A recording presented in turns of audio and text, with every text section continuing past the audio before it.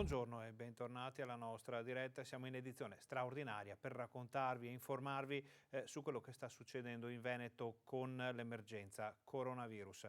Siamo partiti questa mattina con i dati riguardanti le ultime informazioni fornite dalla Regione, dall'azienda Zero della Regione, e non sono cambiati naturalmente perché verranno poi forniti i nuovi dati questo pomeriggio, ma per chi si fosse messo in ascolto solamente ora ve li facciamo rivedere. Eccoli qua, sono 7.930 i casi positivi in Veneto in questo momento, sono 280 in più rispetto a ieri sera, sono 20.000 addirittura le persone in isolamento domiciliare, sono dati veramente, veramente importanti questi che stiamo vedendo, ma Luca Zaia ha detto che non è affatto finita, anzi che la settimana prossima ci sarà molto di più.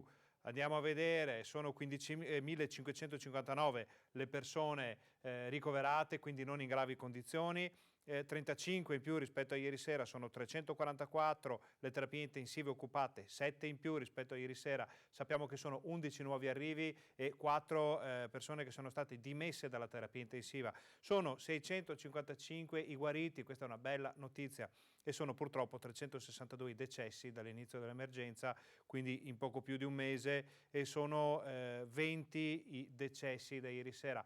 Vedremo come cambierà la situazione questa sera, attorno alle 18:30, verso le 19 avremo i nuovi dati, ve li daremo non appena ci arriveranno, e fra le notizie del giorno c'è anche quella che riguarda il fatto che oggi sarebbe scattata la possibilità da parte delle aziende colpite dall'emergenza coronavirus di presentare le domande di cassa integrazione in deroga. Data l'importanza di questo di questa notizia, abbiamo interpellato l'assessore regionale al lavoro Elena Donazzan per chiedere qual è il polso della situazione. Oggi purtroppo non possiamo averla via Skype come i giorni scorsi perché ci sono problemi di rete. Insomma, il bello della diretta è anche questo, si programma, poi tutto viene superato dalle ultime informazioni. Abbiamo quindi l'assessore regionale Elena Donazzan in linea. E assessore, com'è iniziata questa giornata aperta alle richieste di cassa integrazione allora? Allora, intanto buongiorno a tutti e grazie anche per la comprensione. Cercherò di risolvere anche questo problema di comunicazione, perché in effetti si parla tanto di lavoro agile, poi bisogna avere anche gli strumenti per poterlo fare. Il lavoro agile per me, Skype, è parte del lavoro. È andata bene per il momento, alle 9 è stato aperto il portale su cui le aziende o i consulenti per il lavoro, comunque le persone accreditate per poter porre la domanda di cassa integrazione, l'hanno posta. Quindi sono un'ora fa erano 450 le aziende per circa 1200 lavoratori.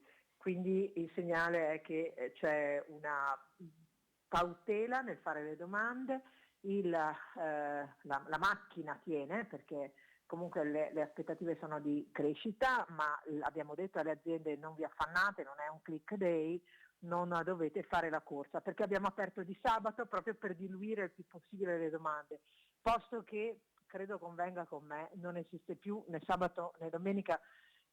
Oggi abbiamo la necessità di provare a rincorrere il tempo tutti, nel senso della pazienza di stare a casa, nel senso che si lavora senza avere la scadenza che avevamo prima che accadesse questa grande rivoluzione nei nostri costumi. E quindi abbiamo voluto aprire, nonostante fosse sabato, proprio per dare il senso della continuità e anche dell'accelerazione dei tempi, ma sapendo che di sabato magari le prime domande sarebbero avvenute con un pochino più di calma. Certo, giustamente, ormai, come dice giustamente lei, assessore, non esiste più sabato e la domenica, esiste solo questo lungo periodo di emergenza che stiamo vivendo tutti e che è vissuto in modo, mi pare di capire, abbastanza difficile anche dalle aziende del Veneto. È un dato che vi aspettavate questo?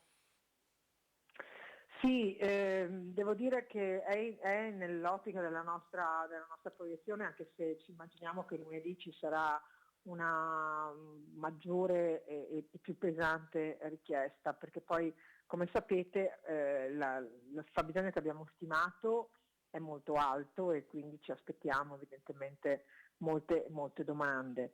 Dall'altra parte crediamo anche che dovremmo essere nelle condizioni di dare tutte le risposte, perché quando la domanda viene posta poi deve essere validata, lavorata, cioè si deve vedere se l'azienda ha titolo, in che termini. Certo. Il lavoro che fanno i consulenti per il lavoro è fondamentale, perché faranno una prima scrematura per capire se quello è lo strumento giusto, perché gli ammortizzatori in deroga ricordiamo che valgono per le aziende più piccoline, quelle da 1 a 5 dipendenti e che non hanno altri ammortizzatori sociali, quindi è la larga parte delle nostre imprese venete.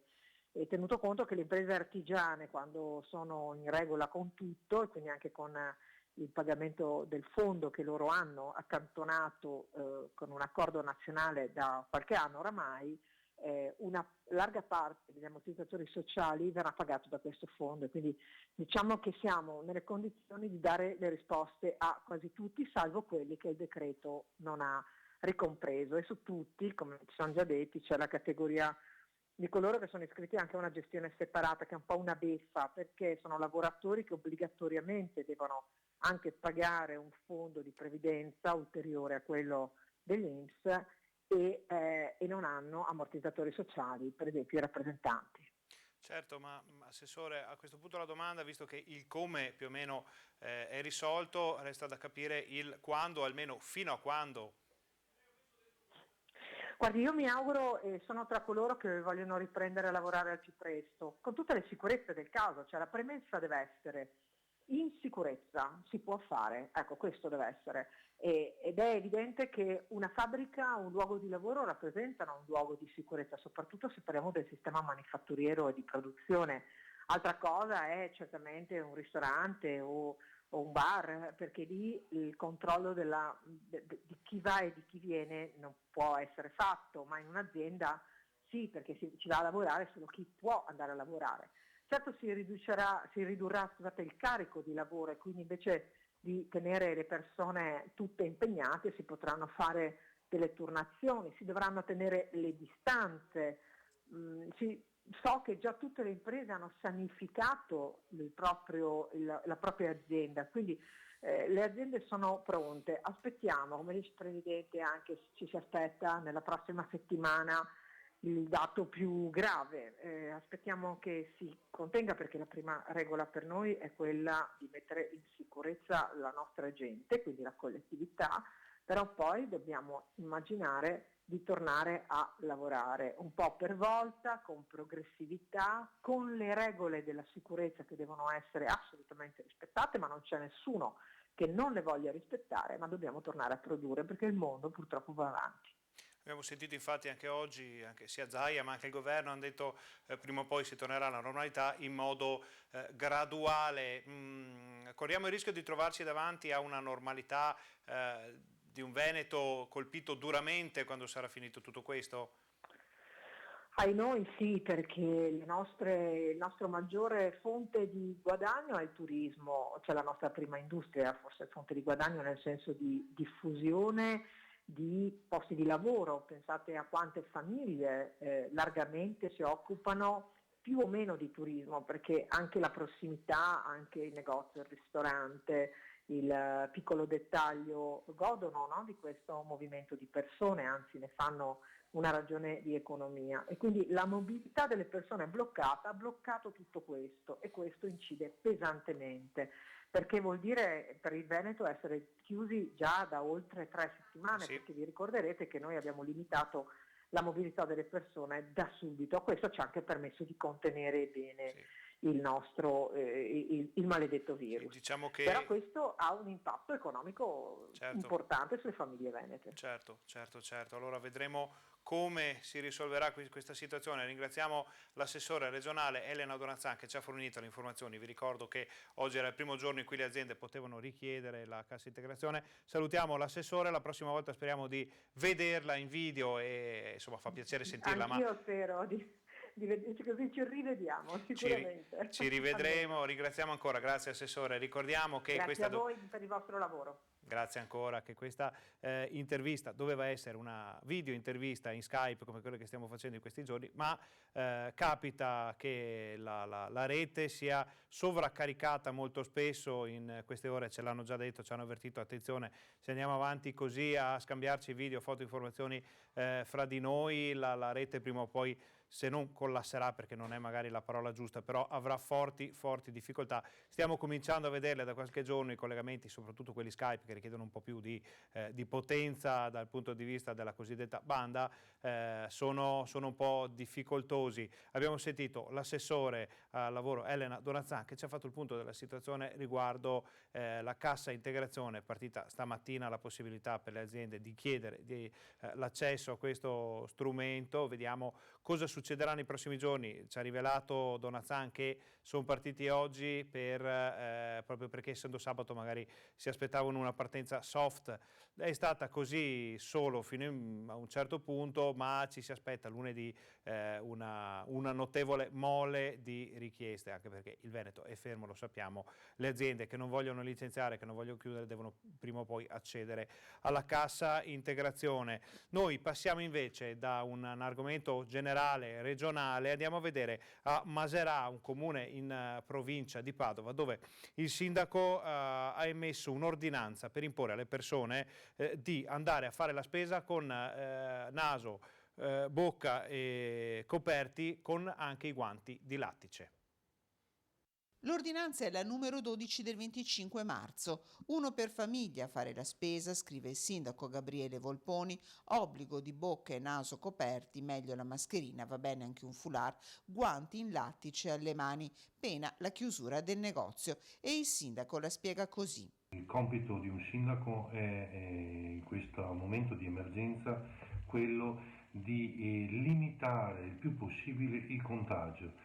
E siccome ormai è evidente che gli asintomatici sono coloro che propagano il contagio, poveretti loro non sanno di averlo, ecco perché è stata emanata questa ordinanza che prevede che cioè il componente della famiglia che va a fare spese in quelle attività aperte in deroga dai provvedimenti ministeriali, debba essere coperto naso e bocca e avere i guanti. Un dovere morale, aggiunge, dopo aver constatato di persona la situazione in molti dei negozi aperti in questi giorni. Lo facciamo perché ognuno di noi che non sente niente potrebbe essere un portatore di coronavirus.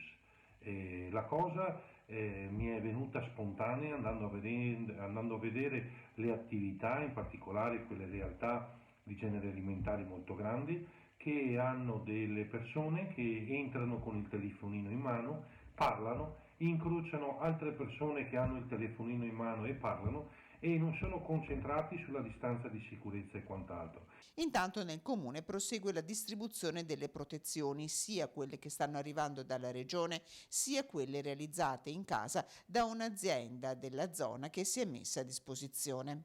Ci abbiamo messo una settimana per testarlo, quindi per avere un prodotto che non fa male alla pelle e che non fa passare l'acqua. Abbiamo provato con un cucchiaino, sia dalla parte dove la persona respira, sia dall'altra parte, l'acqua corre via e quindi poi sono state messe in produzione e però non riusciamo ad averne più di un determinato numero.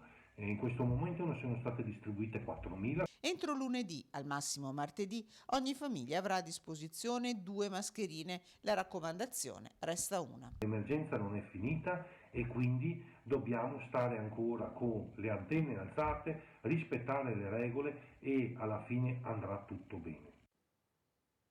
Andrà tutto bene, ormai è una sorta di mantra che tutti ripetiamo per superare questo periodo di emergenza. Avete visto il sindaco parlava di mascherine, ma c'è da dire una cosa: le mascherine che sono in consegna in queste ore da parte della Protezione Civile, dei comuni, sono quelle della regione, lo ricordiamo, e in quasi tutti i comuni del Veneto.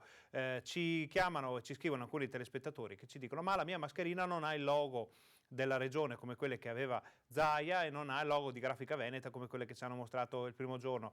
Niente paura, sono le mascherine della regione che sono state regalate, donate da Grafica Veneta in quota di davvero parecchi milioni, non hanno tutti i timbri, i marchi, come abbiamo visto, quelle del primo giorno, per il semplice motivo che si fa prima e magari possono anche costare qualcosa in meno se non c'è il marchio, quindi nessuna paura, nessun timore, sono quelle di cui abbiamo parlato, ne ha parlato anche oggi Fabio Franceschi, ha detto che siccome ci sono state delle polemiche, qualcuno sosteneva che non fossero dispositivi utilizzabili o utili, Franceschi ha detto attenzione, non stampiamo carta igienica per i nostri cittadini, semplicemente è un materiale che ci protegge fino a quello che può proteggerci quando andiamo in un supermercato, a fare la spesa, in farmacia, a fare le piccole incombenze quotidiane. Non sono mascherine da ospedale, non sono mascherine nemmeno professionali, sono schermi protettivi per il naso e la bocca che sono più che sufficienti per le piccole incombenze di ogni giorno, ne vengono consegnate alcune alle famiglie, alcuni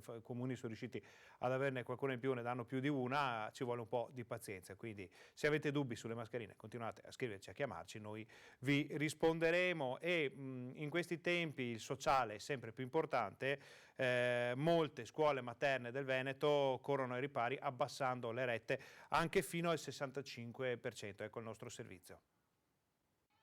Le scuole sono chiuse ma i conti restano aperti, lo sanno bene i vertici degli istituti, lo sanno altrettanto bene le famiglie. È così che la FISM del Veneto, la Federazione delle Scuole Materne Paritarie, ha deliberato sconti nelle rette del 65% e questo già per il mese di marzo. Il che significa per una retta di 160 euro far pagare ai genitori in sostanza il 35-30% che corrispondono a 50 euro al mese, retroattivamente da marzo. Quindi coloro i quali avessero già pagato la retta di marzo, genitori, si andrà ovviamente a scomputare nei mesi successivi, quindi saranno a credito e andremo ovviamente a prevedere questo. L'abbattimento delle rette arriva dopo l'emanazione del Cura Italia che ha consentito alle scuole paritarie di attivare la cassa in deroga e il fondo di integrazione salariale. Resta la quota di circa il 35% ancora a carico delle famiglie, indispensabile però per garantire la riapertura a emergenza finita. Quello è la linea di galleggiamento, diciamo la linea del Piave per quanto riguarda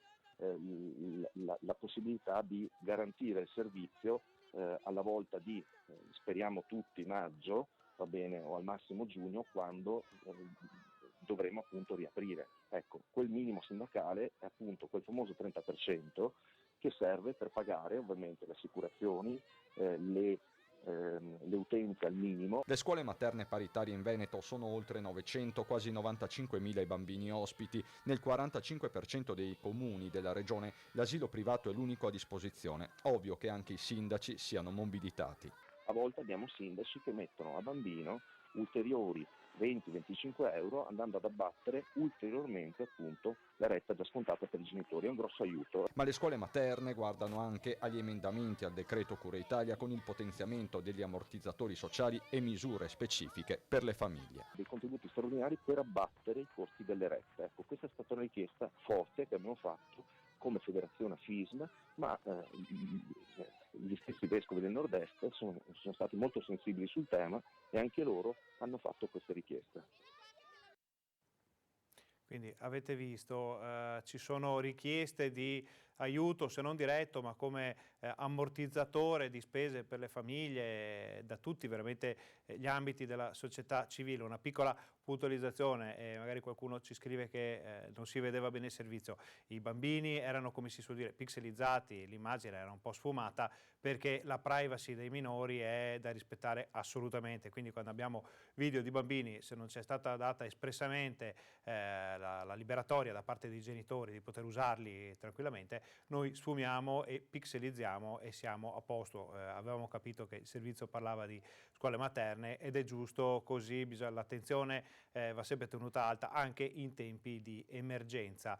Torniamo adesso a parlare della casa di riposo di Merlara, l'ha nominata anche il presidente del Veneto Luca Zaia durante la sua conferenza stampa, perché è diventato un po' il paradigma della difficoltà degli istituti per anziani in questo periodo di grave difficoltà per tutti, perché ci sono stati parecchi morti, abbiamo sentito il numero dei decessi è salito ulteriormente nella casa di riposo del piccolo paese della Bassa Padovana. Il sindaco stesso, Claudio Corradin, è risultata positiva al tampone, quindi la situazione è drammatica. C'è però una buona notizia, almeno in arrivo, e ce la racconta la nostra Chiara Gaiani.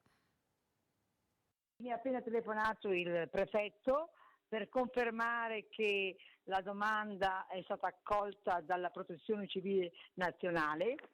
Purtroppo le procedure sono lunghe e nel senso che un tempo era l'ospedale militare di Padova che decideva, in questa occasione la decisione spetta alla Protezione Civile di Roma, sperando che nella mattinata di domani tutto possa essere operativo.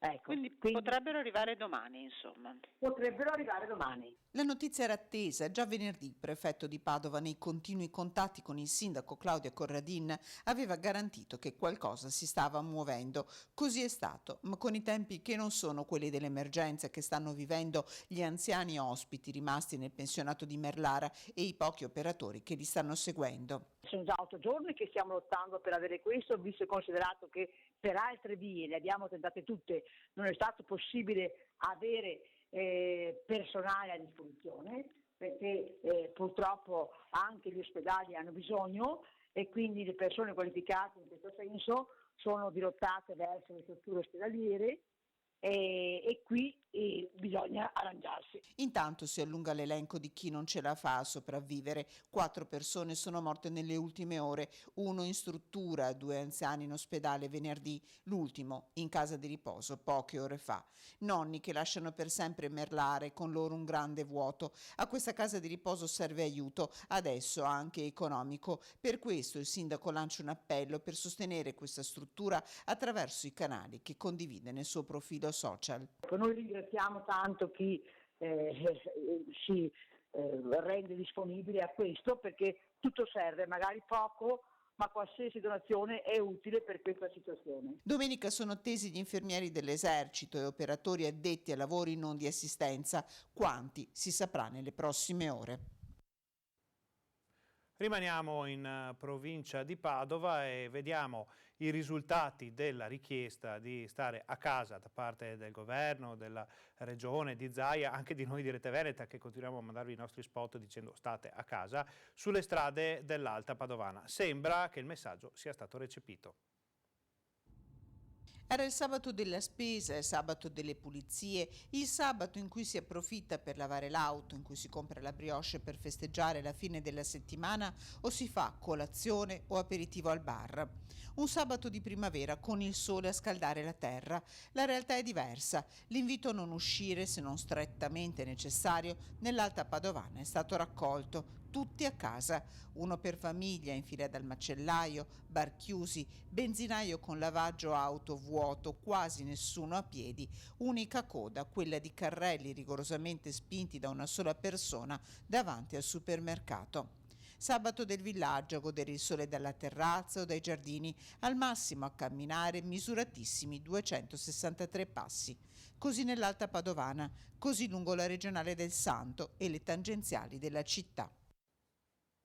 Questa è una buona notizia perché effettivamente vuol dire che il messaggio è stato davvero recepito, come dicevamo prima, si resta a casa. Era una bella giornata, è una bella giornata, non importa, ne avremo di belle giornate quando tutto questo sarà finito. E torniamo a parlare di lavoro perché i 53 lavoratori della Procuratoria di San Marco finiranno in cassa integrazione. La Basilica infatti è chiusa, ma i primi d'ora ci fanno sapere i nostri corrispondenti da Venezia, i nostri colleghi veneziani, si era reso necessario questo provvedimento. Vediamo il servizio. Mai era accaduto nella storia millenaria della Basilica prima del coronavirus. Anche la Procuratoria di San Marco, a causa dell'emergenza, ha sospeso le attività e si avvale della cassa integrazione per i suoi 53 dipendenti.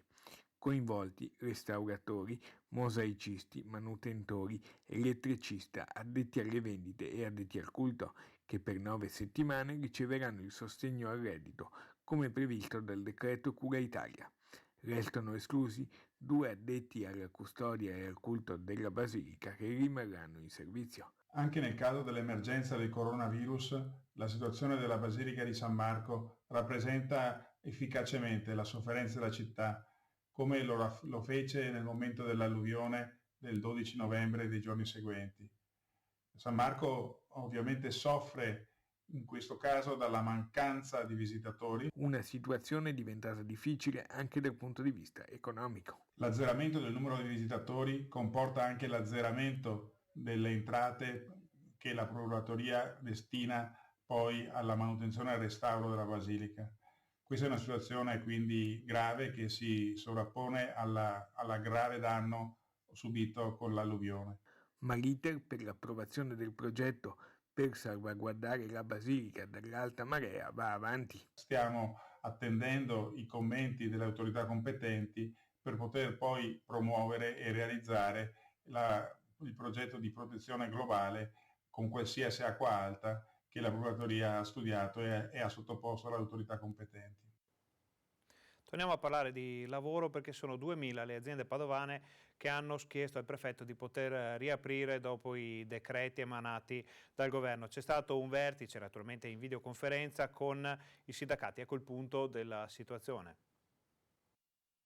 Apertura o meglio riaperture, richieste di continuazione delle lavorazioni. Sono 2000 le aziende padovane che hanno presentato domanda alla prefettura di Padova. L'elenco dettagliato e le motivazioni dovranno essere valutate nell'ambito di un confronto alla presenza dei sindacati che in queste ore si sono seduti attorno a un tavolo ideale in videoconferenza con il prefetto Renato Franceschelli. Il vero problema sarà adesso la scrematura e la verifica di queste attività. La prefettura ha creato un gruppo di lavoro assieme alla Camera di Commercio, Guardia di Finanza e Vigili del Fuoco proprio per dare una prima scrematura e anche una verifica, un controllo immediato in loco. Vigileremo con molta attenzione affinché le attività che continueranno rientrino davvero nell'ambito di quella filiera essenziale. Il nostro obiettivo è chiaramente fare in modo che laddove non è necessario non si lavori, perché questo ha lo scopo di salvare vite umane. Facciamo una breve pausa, ci vediamo fra pochi minuti.